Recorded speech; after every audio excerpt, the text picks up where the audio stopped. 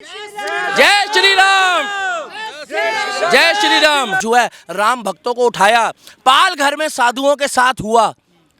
मेरे को भगवान कसम ये मेरे हाथ में झंडा है, मैं कैमरा फोड़ दूं, मुझे ऐसा लग रहा है, क्योंकि पाल घर में जब साधुओं के बारे में मैं सुनता हूं, ये मेरा मन करता है मैं माइक भी क्या बोलूं मैं, क्योंकि साधु संत महात्मा अगर हिंदुस्तान में सनातनी सेब नहीं है तो मेरे भाई कहाँ होगा।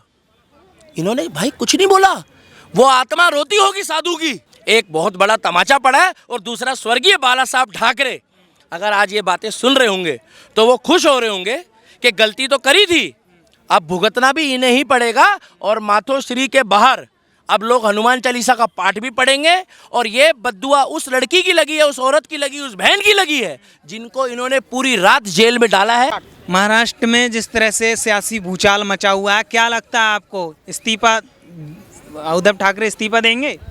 बिल्कुल देंगे, और हो सकता है कि मेरा बयान देते देते मैं दे चुके हों, क्योंकि जो जनता ने उनको, जो राम को लाए हैं हम उनको लाएंगे। उत्तर प्रदेश में चला था ये गाना, आपको याद है? जो राम को लाए हैं हम उनको लाएंगे, और यूपी में फिर से हम भगवा लहराएंगे। वो यूपी से चला चला हिंदुस्तान तक पहुंच गया। इन्होंने सियासी रंग ऐसा खेला कि राम के नाम पे वोट लेके और रातों रात सत्ता परिवर्तन कर दिया।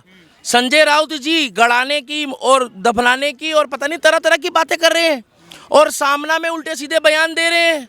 और जो हनुमान चालीसा का पाठ पढ़ेगा अब महाराष्ट्र में, उसको 15-20 दिन के लिए हवालात के चक्कर काटने पड़ेंगे। इस देश में हनुमान चालीसा पढ़ना भी गुनाह हो गया। उन्होंने पढ़ी नहीं अभी, उन्होंने सिर्फ बोला था। ये कहते आओ भैया मातोश्री के बाहर क्यों पढ़ोगे, आप अंदर पढ़ो।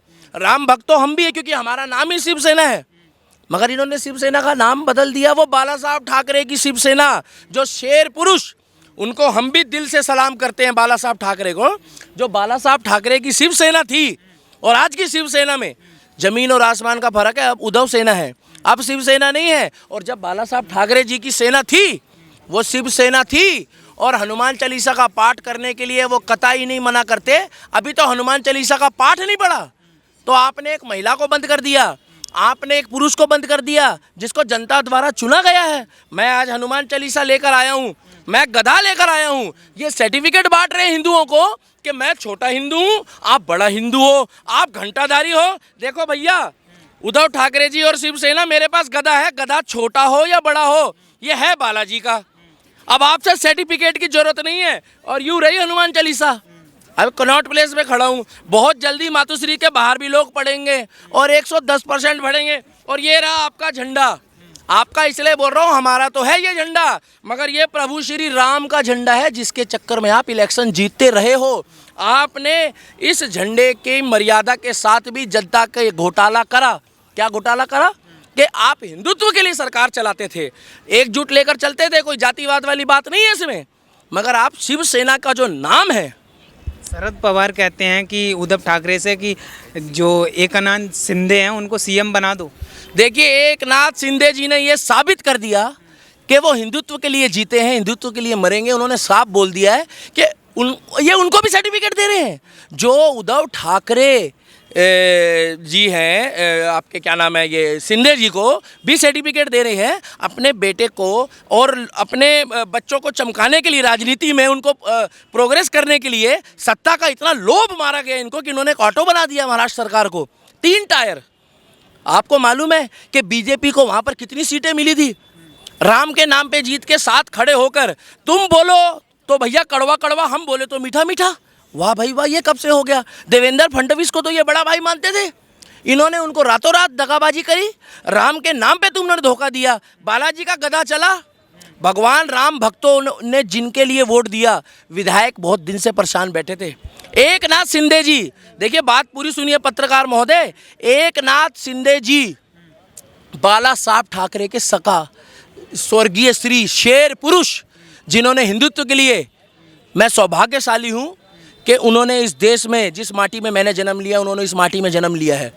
उन्होंने हिंदुत्व के लिए क्या नहीं करा, उन्होंने लोगों के लिए क्या नहीं करा, उस व्यक्ति की छवि इन्होंने कैसी कर दी कि हनुमान चालीसा का पाठ नहीं पढ़ने देंगे। पढ़ा तो था नहीं। दूसरी बात, एकनाथ शिंदे जी उनके सखा, जिनको वो गुरु के बराबर मानते थे, वो उसी रास्ते में आ गए। उनसे भाई साहब बर्दाश्त नहीं करा गया। वो 3-4 महीने भी रह नहीं पाए, राणा दंपति को बंद करा। कुछ लोगों का ये भी कहना है कि शिवसेना का पतन का कारण संजय राउत है। देखिए, आपकी जो जबान है, अगर मैं तीर कमान से और बात जबान से निकल जाए, मैंने कोई अभद्र भाषा का इस्तेमाल तो नहीं करा। मैंने तो सिर्फ वही बोला है, आप बोलो और जी सुनो। इन्होंने क्या बोला? गाड़ देंगे, किसी को कह रहे उखाड़ देंगे। इनका खुद का एक अखबार है, ये कुछ भी बोलते हैं और कुछ भी लिखवा देते हैं। भैया और तो कोई लिखेगा नहीं जल्दी, ये कुछ भी बोलते हैं, कुछ भी लिखवा देते हैं। मगर आप किसके लिए बोल रहे हो? जनता द्वारा चुने गए जो विधायक दल के नेता है ना, वही मुख्यमंत्री तय करते हैं। महाराष्ट्र की जनता, यहाँ शिव सैनिक, महाराष्ट्र में, दिल्ली में, जगह जगह पता क्या कह रहे हैं? ये पहले वाली शिवसेना नहीं रही, ये स्वर्गीय बाला साहब ठाकरे वाली शिवसेना नहीं रही। क्यों? क्योंकि इनका हिंदुत्व भी गायब हो गया। आपको भगवान राम के नाम से इतनी नफरत काहे से हो गई? आप पत्थर चलवा रहे हो, आप गुंडे भेज भेज के वहाँ बीजेपी वालों पे हमला करा रहे हो, ये कौन सा तरीका है? मैं बोल रहा हूँ जय हनुमान ज्ञान गुण सागर, जय कपीस तीनों लोक उजागर। मैं बड़ा खुश भी हूँ क्योंकि गदा और हनुमान चालीसा मेरे पास है, मेरे बालाजी मेरे पास हैं। और आप कनॉट प्लेस आइए, चाय पियेंगे, बालाजी से माफ़ी मांग लीजिए। मैं संजय राउत जी से भी कहूँगा, उद्धव ठाकरे जी से कहूँगा। जनता से तो देखिए, आप जब 3 साल बीतेंगे तो मांगेंगे माफ़ी, मगर आप बालाजी से भी माफ़ी मांग लीजिए, क्योंकि ऊपर वाले की लाठी में आवाज़ नहीं होती है। बोए पेड़ बबूल के तो आम कहाँ से पाओगे? शिवसेना के पतन का कारण क्या रहा? शिवसेना के पतन का कारण रहा है कि जब इन्होंने हिंदुत्ववादी परिभाषा को जब इन्होंने चिन्हित करा, और जब हिंदुत्व को इन्होंने एक दरकिनारे कर दिया, जिसके नाम पे तुम जीत रहे हो, उसको ही तुमने सियासत में झमोल दिया। आपने शिवसेना का परिवर्तन कर दिया, आपने शिवसेना को बदल के उद्धव सेना कर दिया। क्यों? क्योंकि आपके अपने पिताजी को आपने अपने पिताजी का जो नाम है उसको बनाया है। कहाँ बनाया है? हम झंडा लेके खड़े हैं। अरे हमारे दिल्ली में मुख्यमंत्री की भी इतनी हिम्मत नहीं है कि ये हमारे झंडा और ये अधिकार छीन ले हनुमान चालीसा पढ़ने का, क्योंकि उसको भी पता है कि जहाँ वो जिस सूबे में बैठे हैं, आज नहीं तो कल उनको झुकना पड़ेगा, आज नहीं तो कल उनको झुकना पड़ेगा। इसीलिए मैं गदा भी लेकर आया हूँ, हनुमान चालीसा भी लेकर आया हूँ। जय श्री राम, जय श्री राम। और दूसरी बात, मैं आपको एक बात और बोलना चाहूँगा, उसके बाद आप समय लीजिएगा किसी और से। आज मैं खुश बहुत हूँ। खुश पता क्यों हूँ? कि हमारे इर्द गिर्द इस झंडे को देखकर, इस हनुमान चालीसा को देखकर, इस गदा को देखकर जो लोग सर्टिफिकेट बांट रहे थे ना कि हम छोटे हिंदू हैं, हम बड़े हिंदू हैं, ये हमें बता रहे थे कि तुम घंटाधारी हो, हम गदाधारी हैं।